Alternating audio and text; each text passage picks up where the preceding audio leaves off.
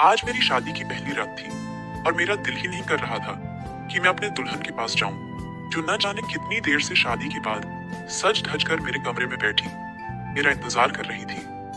मेरी उम्र 26 साल थी और इस उम्र में हर लड़के की इच्छा होती है कि उसकी शादी हो जाए, और आज मेरी शादी हो चुकी थी। मेरे घर में शादी का बस एक छोटा सा फंक्शन रखा गया था। कुमकुम की लाइट से घर को सजाया गया था ताकि यह महसूस हो सके कि इस घर में कोई खुशी का माहौल चल रहा है। यह घर मेरा नहीं था, बल्कि मेरी मुंह बोली मौसी का था। उनके पति का काफी सालों पहले देहांत हो चुका था और मेरी मासी अकेली थी और मैं भी अकेला था। इसलिए मासी ने मुझे कहा, तुम मेरा बेटा बनकर रहो।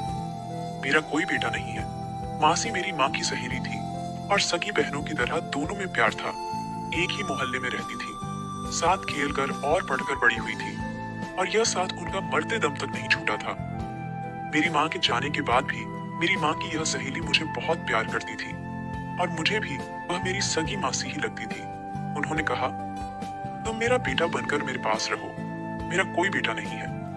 मुझे भी एक घर की जरूरत थी और मासी को सहारे की जरूरत थी। इसलिए मैं बिना झिझक उनके घर में रहने के लिए आ गया।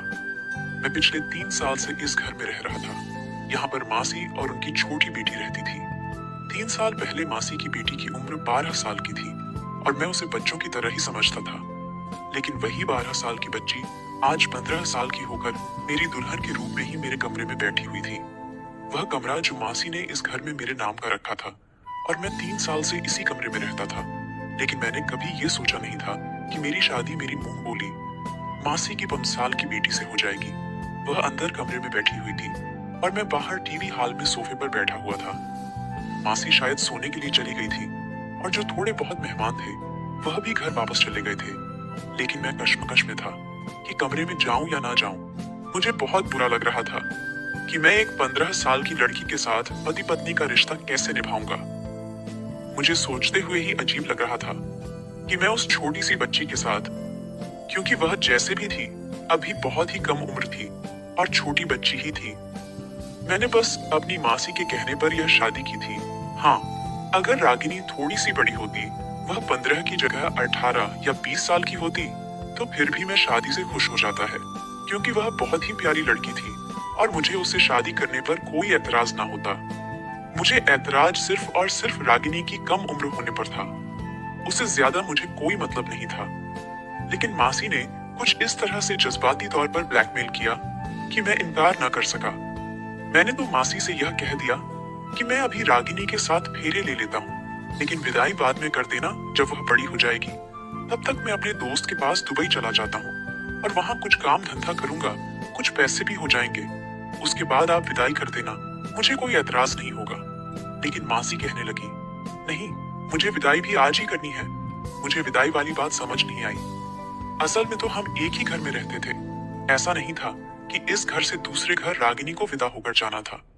विदाई से पहले मेरा मतलब यही था कि जिस तरह से पति पत्नी एक रिश्ते में बंध जाते हैं, एक दूसरे के होते हैं, वह शुरुआत हम अभी नहीं करेंगे। जब रागिनी बड़ी हो जाएगी तब करेंगे, यानी आज से 4-5 साल के बाद। क्योंकि मैं इतनी छोटी सी लड़की से शादी करने को कानूनी जुर्म समझता था और यह वाकई कानूनी जुर्म ही था। इसलिए खामोशी से मासी ने मेरी शादी करवा दी, वरना अगर बात पुलिस तक पहुंच जाती है तो पुलिस हमारे घर आ जाती, क्योंकि इस मामले में कानून भी बहुत सख्त हो चुका है। इस शादी को लेकर मैं काफी हद तक डरा हुआ भी था। मेरा फ्यूचर भी शादी की वजह से खराब हो सकता था। अगर किसी ने पुलिस में जाकर या कोर्ट में जाकर चुगली कर दी कि मैंने एक कम उम्र लड़की से शादी की है, तो यकीनन मुझे कोई ना कोई सजा तो मिल ही जानी थी। यही सब सोचकर और उदास होकर सोफे पर बैठा हुआ था कि मेरी मासी के कमरे का दरवाजा खुला और वो बाहर आ गई और मेरी तरफ हैरत से देखने लगी और मुझसे कहा, तुम अभी तक अपनी दुल्हन के पास नहीं गए हो, वह तुम्हारा इंतजार कर रही है।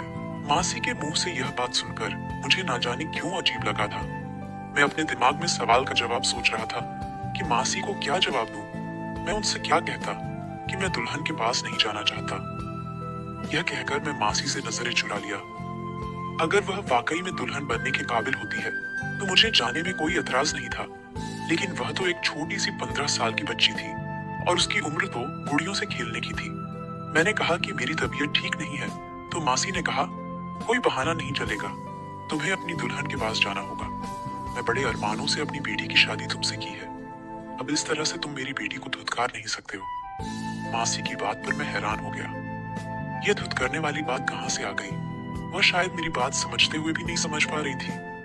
मजबूरन मुझे वहां से उठना पड़ा और रागिनी के पास जाना पड़ा। जैसे ही मैंने कमरे का दरवाजा खोला तो देखा रागिनी पूरे दुल्हन के रूप में तैयार होकर सर झुकाए बैठी है। मुझे ना जाने क्यों रागिनी को देखकर बहुत दुख हुआ था। वह छोटी सी बच्ची थी और मासी की जिद की वजह से हम दोनों इस बेजोड़ रिश्ते में बंध गए थे। मैंने फैसला कर लिया था कि मैं उसके साथ कुछ भी गलत नहीं करूंगा जब तक कि वह 18 साल की नहीं हो जाती। मैं उसके साथ कोई रिश्ता नहीं बनाऊंगा। मैं उसके करीब जाकर खड़ा हो गया, लेकिन बैठा नहीं था। मैंने उसे कोई बात नहीं की। वह सर झुकाए बैठी थी। वह इस समय इतनी हसीन लग रही थी कि मैं उसके हुस्न को शब्दों में बयां नहीं कर सकता था। उसकी उम्र 15 साल थी, लेकिन उसका मेकअप कुछ इस तरह से किया गया था कि वह अपनी उम्र से बड़ी लग रही थी। लेकिन मेकअप से क्या होता है? वह तो इतनी बड़ी नहीं थी ना, वह छोटी ही थी। और मैं कैसे उसके साथ कोई रिश्ता बना सकता था? मैंने खामोशी से तकिया उठाया और सामने सोफे पर जाकर सोने लगा तो उसने हैरत से मेरी तरफ देखा। फिर थोड़ी देर बाद बोली कि आप बेड पर ही सो जाएं। सोफा तो बहुत छोटा है और आप तो अच्छे खासे लंबे हैं, आपको सोने में परेशानी होगी। उसकी बात सुनकर मैं हैरान रह गया था कि वह छोटी सी थी, लेकिन बात उसने बड़ों जैसी कर दी थी। मुझे लगा कि वह मेरे करीब आने से घबरा जाएगी, इसीलिए मैं सोफे पर सोने का फैसला कर लिया था। लेकिन जब वह खुद कह रही थी कि उसे किसी तरह का कोई डर नहीं है, तो फिर मुझे भी आराम की जरूरत थी। मैंने तकिया वापस अपनी जगह पर रखा और आंखें बंद करके लेट गया। मेरी आंखें बंद थीं, लेकिन मेरा दिमाग जगा हुआ था। मैंने महसूस किया था कि रागिनी अभी तक बैठी हुई है। क्या वह मेरे इंतजार में बैठी हुई थी? मैंने आंखें खोलकर उसकी तरफ देखा तो वह मुझे ही देख रही थी। फिर मैंने उससे कहा कि तुम जाकर यह भारी भरकम कपड़े बदलकर कोई कंफर्टेबल कपड़े पहनकर सो जाओ। मुझे भी नींद आ रही है, लेकिन मुझे पता नहीं क्यों लगा था कि मेरी बात सुनकर नाराज हुई थी। हालांकि मेरी बात सुनकर उसको खुश हो जाना चाहिए था। मेरे हिसाब से तो उसे इस रिश्ते के बारे में जानकारी नहीं होगी, इतनी छोटी सी तो थी। फिर थोड़ी देर बाद वह ड्रेसिंग रूम में चली गई। उसने अपने कपड़े बदल लिए और मेरे बराबर लेट गई, तो मैंने उठकर लाइट ऑन कर दी। लेकिन सोते समय मुझे पता नहीं क्यों महसूस हो रहा था कि वह बार बार सरक कर नींद में मेरी तरफ आ रही है। मैं बार बार उसे फिर से उसकी जगह पर आराम से धकेल देता, लेकिन वह फिर से सरक कर मेरे करीब आ जाती। वह शायद नींद में थी या उसको ज्यादा नींद में इधर उधर करवटें बदलने की आदत थी। वह तो नींद में यह हरकत कर रही थी, लेकिन मैं तो जाग रहा था। सिर्फ मैं ही नहीं जाग रहा था, उसके यह हरकत मेरे जज्बातों को भी जगा रही थी। एक बार तो वह मेरे इतने करीब हो गई कि मेरे दिल की धड़कनों में शोर मच गया था। मेरी सांसें तेज हो गई थी। मेरे सामने एक लड़की थी, वह भी मेरी पत्नी थी, और मैं उस पर पूरा हक रखता था कि इतनी छोटी सी बच्ची के साथ में इस तरह का रिश्ता बनाऊं। और यह कानूनी जुर्म भी था। कल को अगर पुलिस को इस शादी की खबर हो जाती तो रागिनी के मेडिकल चेकअप के बाद मुझे कोई ना कोई सजा जरूर होनी थी, क्योंकि साबित हो जाता कि बेशक मैंने सिर्फ उससे शादी ही नहीं की, बल्कि उसके साथ पति पत्नी वाला रिश्ता भी कायम किया है। और मैं सही सोच रहा था, इसलिए मैंने बेहतर यही समझा कि मैं उसे दूर ही रहूं। इसलिए मैंने रागिनी को खुद से अलग किया और दूसरी तरफ करवट बदल लिया। सारी रात में बेचैन ही रहा। सुबह जब मेरी आंख खुली तो बहुत देर से खुली थी। मैंने देखा रागिनी अभी तक सो रही है। मैं आराम से उठकर खड़ा हुआ और घर से बाहर निकल गया और सारा दिन बेचैन ही रहा। मैं नौकरी की तलाश में था कि मुझे जल्दी ही कोई नौकरी मिल जाए, लेकिन मुझे बहुत बेचैनी हो रही थी रागिनी को लेकर। मैं कैसे उसके साथ इतने साल एक ही कमरे में गुजार सकता हूँ? मैंने सोचा कि मैं रागिनी की माँ से बोलूंगा कि हमारा कमरा अलग अलग कर दें जब तक कि वह 18 साल की नहीं होती। रागिनी एक ऊंचे लंबे कद की लड़की थी और बेहद खूबसूरत थी। वह 15 साल की लड़की नहीं लगती थी, 17 साल की लगती थी। खूबसूरत इतनी थी कि किसी गुड़िया की तरह लगती थी, लेकिन मैं तो उसे हमेशा बच्चों की तरह ही समझता था। मैं ज्यादा रागिनी से बातचीत नहीं किया करता था। मैं 3 साल से इस घर में ऐसे रह रहा था जैसे मैं इस घर में मौजूद ही ना हूँ। मैं सारा दिन लगभग घर से बाहर ही रहता था और सिर्फ खाने और सोने के लिए ही घर आता था, या फिर मासी कोई काम देती तो तब उनके लिए सौदा वगैरह लाने के लिए घर आ जाता था, या बिजली का बिल जमा करना होता या गैस भरवानी होती। तो ऐसे ही छोटे मोटे कामों के लिए मासी मुझे बुलाया करती थी और मैं उस समय घर आ जाया करता था। मैं बिना मतलब घर पर बैठने वाले लड़कों में से नहीं था। नौकरी की तलाश मैं घर से बाहर निकलता था। मुझे नौकरी तो नहीं मिलती थी, लेकिन कुछ ना कुछ काम जरूर करता था ताकि कुछ पैसे हाथ आ सके। मासी के घर मेरी जिंदगी बहुत ही आराम से गुजर रही थी कि एक दिन मासी ने मुझसे एक ऐसी जिद कर दी कि मैं ख्याल भी नहीं कर सकता था। मासी की तबीयत तो थोड़ी खराब हुई तो उन्होंने मुझे बुलाया और कहा कि मेरी जिंदगी का कोई भरोसा नहीं है, मैं चाहती हूँ कि तुम मेरी बेटी से शादी कर लो। मासी की इस बात पर मैं हैरत में डूब गया था, क्योंकि उनकी बेटी रागिनी सिर्फ 15 साल की थी और मैं कैसे छोटी बच्ची से शादी कर सकता था। मेरी उम्र इस समय 26 साल थी और वह मुझसे पूरे 11 साल छोटी थी। लेकिन मासी ने तो जैसे उसको बहुत बड़ी समस्या बना लिया और रोना शुरू कर दिया। काफी दिन तक मुझे जज्बाती तौर पर ब्लैकमेल करती रही। मना करते हुए भी मुझे बुरा महसूस हो रहा था, क्योंकि मैं 3 साल से मासी के घर में पल रहा था, खा पी रहा था और मुझे रहने के लिए छत मिली हुई थी। यहाँ किसी भी तरह की कोई तकलीफ न थी। मासी के अलावा मेरे पास मेरे मामा का घर था और वहां मुझे दिन रात बेइज्जत किया जाता था। हर समय मेरी इंसल्ट की जाती थी। मुझे निकम्मा नकारा कहकर हर समय मेरा दिल जलाया जाता था। उसके उलट मैं यहाँ सुकून से रह रहा था। मैं इसी कोशिश में लगा हुआ था कि कुछ न कुछ कारोबार शुरू कर लूं, और जब तक मेरे पास कारोबार शुरू करने के लिए अच्छा खासा पैसा नहीं आ जाता तो तब तक मैं मासी के घर पर ही रहूंगा। और जो पैसे मैं थोड़े बहुत ऑनलाइन कामों से कमा रहा था और कोचिंग से कमा रहा था, उनको मैं अपने पास सुरक्षित रखना चाहता था, ताकि ज्यादा पैसे जमा हो सके तो मैं अपना कोई कारोबार शुरू कर सकूं और उसके बाद अपना कोई छोटा मोटा घर ले लूं, नहीं तो किराए का घर ही ले लूं, लेकिन अपने रहने का इंतजाम कर लूं। लेकिन मैं इतनी जल्दी खर्चा नहीं कर सकता था। मैं तो खाने पीने की चीजों में भी खर्चा नहीं करता था। खाना पीना भी मेरी मासी के ऊपर था। अपने खाने पीने का खर्चा तो मैं कमा ही लेता था, लेकिन मैं उसको भी संभाल कर रखता जा रहा था। ये मेरी मस्सी ही थी जिसने मुझे सहारा दिया। मुझे कभी निकम्मा होने का ताना नहीं दिया और मुझे बगैर दिल दुखाए अपने पास रखा। मामा के घर में मुझे खाना तो मिलता था, लेकिन यह खाना खाने के लिए मुझे 100 बातें सुननी पड़ती थी। लेकिन अब मासी ने मेरे सामने ऐसी बात रखी थी कि जिसे मैं ना स्वीकार कर पा रहा था, ना ही इनकार कर पा रहा था। मासी की मुझ पर इतने एहसान थे कि मैं उन्हें इनकार कर ही नहीं सकता था, लेकिन यह मामला इतना नाजुक था कि मैं हाँ भी नहीं कर पा रहा था। अगर मैं इनकार कर देता तो यकीनन मासी का दिल टूट जाता। वैसे ही वह अभी इतनी बड़ी बीमारी से लड़ रही थी। उनके हार्ट में प्रॉब्लम हो गई थी। डॉक्टर ने उन्हें कोई भी सदमा देने से मना किया था और मैं उन्हें कोई सदमा देना नहीं चाहता था। अगर मेरी वजह से मासी को कुछ हो जाता तो मैं जिंदगी भर खुद को माफ नहीं कर पाता। दूसरा, मेरी इस बात से मासी का दिल दुख सकता था। वह मुझे इस घर से निकाल भी सकती थी, या फिर शायद वह मुझे अपने घर में रख भी लेती, लेकिन मैं उनसे नजरें मिलाने के काबिल ना रहता। बहुत सोचने के बाद मैं उनकी बेटी से शादी करने की बात मान लिया, लेकिन मेरी शर्त यह थी कि विदाई 5 साल के बाद की जाए।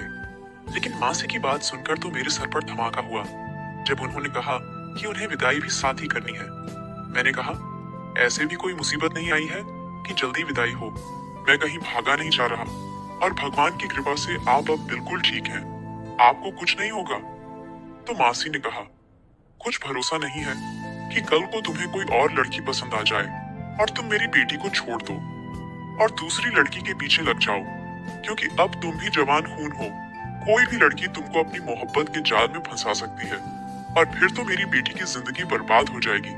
तुम सोचोगे कि एक शादी ही तो है, तुम्हारे बीच कोई पति पत्नी वाला रिश्ता नहीं है और ना बच्चों की डोर है जो तुम्हें बंद कर रखेगी। इस रिश्ते को खत्म करना तुम्हारे लिए आसान है, इसलिए मैं चाहती हूँ कि तुम्हारी विदाई भी हो जाए और तुम दोनों पति पत्नी की तरह रहने लग जाओ। मासी ने तो हर तरफ से मेरा रास्ता बंद कर दिया था। उनकी बात भी अपनी जगह सही थी, बल्कि अगर मैं कहूँ कि उनका डर अपनी जगह सही था कि हर माँ को यह डर होता है कि उसकी बेटी का क्या फ्यूचर होगा, और रागिनी छोटी थी और मुमकिन था कि मैं किसी और की मोहब्बत में गिरफ्तार होकर किसी और से शादी कर भी सकता था, क्योंकि मुझे आए दिन काम के सिलसिले में लड़कियों का सामना करना पड़ जाता था। ऑनलाइन भी मेरी काफी स्टूडेंट लड़कियां थी जिसे मेरी अच्छी खासी दोस्ती थी। हो सकता था कि उनमें से कोई मुझे अच्छी लग जाए और मेरा इरादा बदल जाता। बहुत ज्यादा सोचने के बाद मैं रागिनी से शादी की हामी भर ली थी और विदाई के लिए भी तैयार हो गया था, क्योंकि मेरे पास अभी फिलहाल रहने की कोई जगह नहीं थी। जितने पैसे मैं जमा कर चुका था वह घर लेने के लिए काफी नहीं थे। और अगर घर ले भी लेता तो फिर खाना पीना कहाँ से होता। सारी बातों को ध्यान में रखते हुए मैंने रागिनी से शादी में ही भलाई समझी और इसी को अपनी किस्मत समझ लिया। सोचा बस कुछ साल इंतजार करता हूँ, वह बड़ी हो जाएगी, उसके बाद ही मैं उसके साथ कोई रिश्ता रखूंगा। बस ठीक है, जिंदगी अच्छी गुजर जाएगी रागिनी के साथ। या फिर यह भी हो सकता है कि बड़ी होकर रागिनी का दिमाग बदल जाए और वह खुद ही शादी के लिए इनकार कर दे, क्योंकि मैं उसे पूरे 11 साल बड़ा था। अगर वह ऐसा करती तो मेरे लिए यह आसानी हो जाती और मेरा रास्ता साफ हो जाता। लेकिन रागिनी की हरकतें तो मुझे कुछ और ही बता दे रही थी। वह इतनी भी छोटी नहीं थी जितनी छोटी मैं उसे समझ रहा था। मैंने महसूस किया था कि बहाने बहाने से वह मेरे करीब होने की कोशिश करती है। फिर मुझे लगा कि यह शायद मासी की पढ़ाई हुई है कि उन्होंने ही रागिनी को यह समझाया होगा कि किसी तरह वह मुझसे पति पत्नी वाला रिश्ता बना ले, ताकि जल्दी ही रागिनी उम्मीद से हो जाए और हम दोनों एक मजबूत डोर में बन जाए। मुझे मासी की इस सोच पर अफसोस हो रहा था। उन्हें अपने बच्ची की सेहत की चिंता नहीं थी, बस उसका फ्यूचर सुरक्षित करना था। मैं कोई भगा तो नहीं जा रहा था, लेकिन कुछ समय बाद मेरा यह ख्याल भी गलत साबित हो गया कि मासी की पढ़ाई हुई है। मैंने महसूस किया कि रागिनी तो खुद इस टाइप की है कि उसका दिमाग वक्त से पहले बड़ा हो गया है। वह हर समय सोशल मीडिया का इस्तेमाल करती है और शायद उसे इस रिश्ते के बारे में सब कुछ मालूम था और उसके अंदर जज्बात पैदा हो गया था और मैं उसका पति था। इसलिए वह सोच रही थी कि जल्द से जल्द मैं उसके करीब आ जाऊं। इस उम्र में लड़कियों में हार्मोन के बदलाव शुरू हो जाते हैं और उन्हें यह इच्छा बहुत ज्यादा हो जाती है कि कोई लड़का उनके बहुत करीब हो जाए। यह उम्र लड़कियों की बहुत ही नाजुक उम्र होती है। कहते हैं इस उम्र में लड़कियों को माँ बाप के केयर बहुत ज्यादा जरूरत होती है। अगर ऐसे में उनके ऊपर ध्यान ना दिया जाए तो वह अपने राह से भटक जाती है और रागिनी भी उसी उम्र से गुजर रही थी। उसके अंदर बदलते हार्मोन्स उसे तंग कर रहे थे। शायद रागिनी को यह इच्छा थी कि मैं उसके करीब जाऊं और एक रिश्ता कायम करूं, और इसलिए वह बेधड़क मेरे सामने आ जाती थी।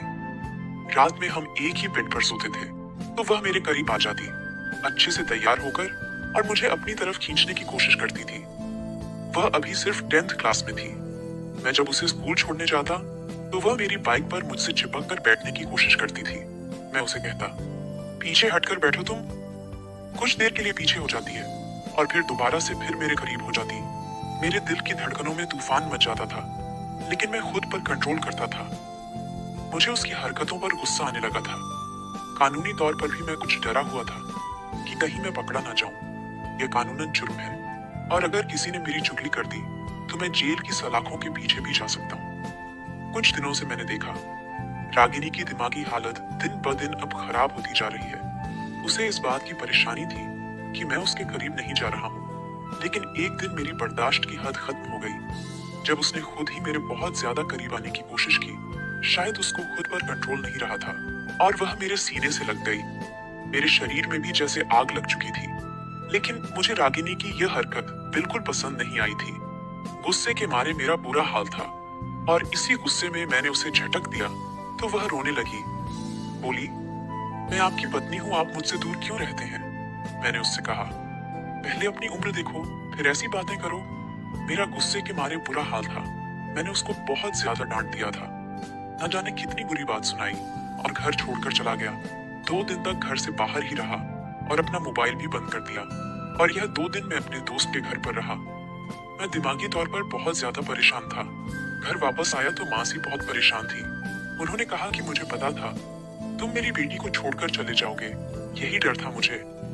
मैंने देखा कि रागिनी का रंग पीला पड़ा हुआ है और उसकी तबीयत भी ठीक नहीं लग रही थी। वह शायद मेरे घर छोड़कर जाने की वजह से बहुत ही परेशान थी। मुझे पहली बार अपनी गलती का एहसास हुआ था। मैं मासी से बहाना कर दिया कि मैं 2 दिन के लिए शहर से बाहर गया था। मुझे रागिनी को चुपचाप सी लग रही थी। मुझे खुद पर अफसोस होने लगा।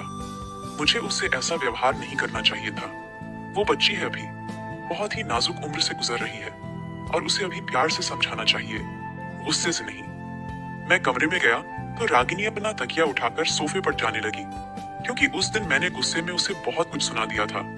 उस दिन मैंने गुस्से में से यह भी कह दिया था कि तुम आज के बाद मेरे साथ बेड पर नहीं सोओगी, वरना मैं कमरे से बाहर निकल जाऊंगा।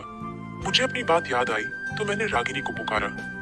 मेरे पुकारने पर वो एकदम से डर गई थी। कहने लगी, प्लीज कमरे से बाहर मत जाइएगा, मैं सोफे पर ही सो जाया करूंगी। उसकी बात सुनकर मैं शर्मिंदा हुआ था। मैंने गहरी सांस भरी और उठकर रागिनी के पास आया, उसका हाथ थामा और उसे बेड पर बैठा दिया। आई एम सॉरी, मैं गुस्से में तुमसे बहुत कुछ गलत बोल गया। मेरी जरा सी नरमी पाकर वह रोने लगी, रोते हुए मेरे साथ लग गई। मैं उसे चाहकर भी खुद से पीछे नहीं कर पाया था, बल्कि उसे और अपने साथ लगा लिया।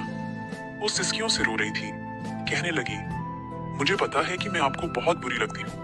मम्मी के मजबूर करने पर आपने मुझसे शादी की है। उसकी बात सुनकर मैं उसका चेहरा ऊपर किया। मैंने कहा, तुम मुझे बुरी नहीं लगती, बल्कि अच्छी लगने लगी हो तुम। अब तुमसे दूर रहना मुझे मुश्किल लगने लगा है और तुम्हारे पास में आ नहीं सकता, क्योंकि तुम बहुत कम उम्र हो। मैं तुम्हें इतनी कम उम्र में किसी मुसीबत में नहीं डालना चाहता। तृप्ति, मैंने आज उसे अपना हर डर बता दिया था। मुझे लगा यह सुनकर उसे सुकून हो जाएगा, लेकिन वह तो और भी ज्यादा परेशान हो गई थी और किसी गहरी सोच में डूब गई थी। समय कुछ और आगे को बढ़ा तो रागिनी का पेट फूलने लगा, उसकी रंगत भी पीली पड़ने लगी। मासी भी उन दिनों कुछ चुप चुप सी थी, काफी बीमार भी रहने लगी थी। मैं मासी से रागिनी के बारे में कहा कि उसे डॉक्टर के पास ले जाएं, तो मासी कहने लगी, मैं उसे डॉक्टर के पास ले गई थी, उसे दवा दे रही हूँ, ठीक हो जाएगी। मासी की तबीयत बहुत ज्यादा बिगड़ गई, उनके सीने में फिर से तेज दर्द उठा था। मैं जब तक उन्हें अस्पताल लेकर गया, वह दम तोड़ चुकी थी। यह सदमा रागिनी के लिए भी बहुत बड़ा था। उस समय मैंने ही उसे संभाला था, लेकिन अब मैंने महसूस किया कि उसका पेट बहुत ज्यादा बड़ा होने लगा है। मैं उसे डॉक्टर के पास लेकर गया। डॉक्टर ने अल्ट्रासाउंड किया और जो कुछ मुझे बताया, मेरे होश उड़ गए। डॉक्टर कहने लगी, आपकी पत्नी 5 महीने की प्रेग्नेंट है। यह सुनकर तो मेरा दिमाग घूम कर रह गया था। मैं जिसे बच्ची समझ रहा था और उसे बच्ची समझकर उसके पास नहीं जाता था, वह कम उम्र में ही यह गुल खिला बैठी थी और अपना गुनाह छुपाने के लिए मुझसे शादी की थी। मासी की जल्दबाजी अब मुझे समझ आई थी। रागिनी का मेरे करीब आना मुझे अब समझ आया था। मेरी अकल हैरान थी, इतनी सी उम्र में रागिनी यह सब कैसे कर सकती थी। डॉक्टर कहने लगी, आपकी पत्नी बहुत कम उम्र है, उसका बहुत ख्याल रखें, वरना डिलीवरी में मुश्किल पैदा हो सकती है। मैं जब घर वापस आया तो रागिनी को कमरे में ले गया, उसे बेड पर ले जाकर पटक दिया। मैंने कहा, मुझे नहीं पता था कि इतनी सी कम उम्र में तुम यह सब कुछ भी कर सकती हो। तुम्हें और मासी को मैं ही मिला था, तुम्हारा यह पाप छुपाने के लिए। वो रोने लगी, कहने लगी, मेरा कोई दोस्त नहीं है, मेरे ऑटो ड्राइवर ने जबरदस्ती मेरे साथ। क्या कहकर वह सिसक सिसक कर रोने लगी, कहने लगी, मम्मी मुझे डॉक्टर के पास ले गई थी, लेकिन डॉक्टर ने एबॉर्शन से मना कर दिया कि मैं अभी बहुत कम उम्र हूँ और तकलीफ सह नहीं सकती। मैं यह सुनकर सर पकड़कर बैठ गया था। रागिनी कहने लगी, मुझे तलाक मत दीजिएगा, बेशक आप दूसरी शादी कर ले, लेकिन मुझे अकेला मत छोड़िएगा, मेरा कोई दोष नहीं है। वह मेरे कदमों में बैठी हुई थी, लेकिन मैं उसकी तरफ देख भी नहीं रहा था। उसने और उसकी माँ ने मुझे जो धोखा दिया था, वह मुझे सहन नहीं हो रहा था। मैं उसे धक्का देकर कमरे से बाहर निकल आया। हमेशा हमेशा के लिए। मैं काफी दिनों से दुबई जाने की तैयारी कर रहा था। मैं सोच रहा था कि मैं रागिनी को उसकी माँ के पास छोड़कर दुबई चला जाऊंगा। 4-5 साल बाद आऊंगा, तब तक रागिनी लगभग 19-20 साल की हो जाएगी और फिर मैं उसके साथ अपनी शादीशुदा जिंदगी की शुरुआत करूंगा। लेकिन आज जो सच मेरे सामने खुलकर आया था, मेरी हस्ती को हिलाकर रख दिया था। दुबई जाने के मेरे सारे पेपर तैयार थे। मैं अगले दिन ही रागिनी को बिना बताए दुबई चला आया। उस समय मेरे दिमाग में बिल्कुल नहीं आया था कि वह एक अकेली कम उम्र लड़की है जो कि माँ बनने वाली थी, और अभी तो उसके पास उसकी माँ भी नहीं थी। वह अकेली थी, उसका क्या होता, मैंने बिल्कुल भी नहीं सोचा था। उस समय मैं बस गुस्से में था और गुस्से में यह फैसला मैंने कर लिया था। मैं उसे छोड़कर दुबई आ गया और काम की तलाश में लग गया। कुछ महीनों बाद मुझे एक अच्छी जगह नौकरी मिल गई थी और मैं अपनी जिंदगी में व्यस्त हो गया। मुझे नहीं पता मेरे पीछे से रागिनी का क्या हुआ था, लेकिन जो कुछ मैंने किया था शायद गलत किया था और यह एहसास मुझे चैन नहीं लेने देता था। मैं रातों को उठकर बैठ जाता, रागिनी का ख्याल मुझे परेशान करता था और यूं ही वक्त गुजरता रहा और 2 साल बीत गए। और 2 साल के बाद मैं हिंदुस्तान वापस आया था, क्योंकि मेरा 2 साल का कॉन्ट्रैक्ट था वह खत्म हुआ था और मुझे 2 महीने की छुट्टियां मिली हुई थी। सच कहूं, मैं तो सिर्फ रागिनी की खातिर हिंदुस्तान आया था, वरना हिंदुस्तान में मेरा था ही कौन। मेरा दिल इन 2 सालों में बहुत बेचैन रहा था और मेरा जो 2 साल का एग्रीमेंट था, उसके खत्म होते ही मैं सीधा हिंदुस्तान आया था। मैं एक बार अपनी आंखों से देख लेना चाहता था कि रागिनी ठीक है या नहीं। उसके बाद मैं निश्चिंत हो जाता। लेकिन घर आकर जो मैंने देखा, मेरी आंखें फटी की फटी रह गई थी। क्या वह वाकई रागिनी थी? एकदम हड्डियों का ढांचा, वह सामने सोफे पर पड़ी हुई थी। चेहरा ऐसा जैसे किसी ने पीला रंग लगा दिया हो। हाथ पैर सूख कर लकड़ी के समान हो गए थे। मैं तड़प कर उसके पास पहुंचा था। उसने आंखें खोलकर मुश्किल से मुझे देखा था। मुझे देखकर शायद उसे विश्वास नहीं आया था। उसने मुझे छूकर महसूस किया। मैंने कहा, रागिनी हाँ, मैं ही हूं। और फिर उसकी आंखों से आंसू बह चले थे। वो रोने लगी और बोली, तुम्हारे जाने के बाद मैं बहुत तकलीफ सही है। पता नहीं भगवान ने अब तक मुझे जिंदा क्यों रखा है, वरना शायद मैं मर तो उसी दिन जाती जब मैंने एक मरे हुए बच्चे को जन्म दिया था। वह तकलीफ याद करती हूँ तो अब भी सहम जाती हूँ। उस समय मुझे तसल्ली देने वाला कोई भी अपना नहीं था। वह अपनी आप बीती सुना रही थी और मैं बस उसे सुन रहा था। मेरा दिल उसकी हालत पर खून के आंसू रो रहा था। उसकी हालत का जिम्मेदार सिर्फ और सिर्फ मैं था। वो कहने लगी, तुम्हारे जाने के बाद मेरा कोई नहीं था। पापा की जो पेंशन आती थी उससे मैं अपना खर्चा चला रही थी, लेकिन जिंदगी जीने की कोई उमंग ही नहीं बची थी। बस मर जाने की दुआएं मांगा करती थी। मैं तुम्हें इस बात का कसूरवार नहीं ठहरती, क्योंकि तुम्हारे साथ भी धोखा ही हुआ था। लेकिन शायद गलती इसमें मेरी भी नहीं थी। जो कुछ हुआ मेरे साथ हुआ, वो जबरदस्ती किया गया था। मैं उसे बाहों में उठाकर अस्पताल लेकर भागा था। उसके सारे चेकअप होने के बाद पता चला कि उसे टीबी हो गया था। मैं उसे अपने साथ दुबई ले आया और वही उसका इलाज करवाने लगा। पूरा 1 साल लगा था उसे बिल्कुल ठीक होने में। मैंने उसे हाथ जोड़कर माफी मांग ली थी। मैंने कहा, मुझे माफ कर दो। जो कुछ किया मैंने गुस्से में कदम उठाया था। मुझे ऐसा नहीं करना चाहिए था। रागिनी का दिल वाकई बहुत बड़ा था। उसने मुझे माफ कर दिया। उस दिन मैंने रागिनी को सच्चे दिल से अपनी बाहों में भरा था। उसे अपनी पत्नी स्वीकार किया था। हमने अपनी जिंदगी की नई शुरुआत की थी।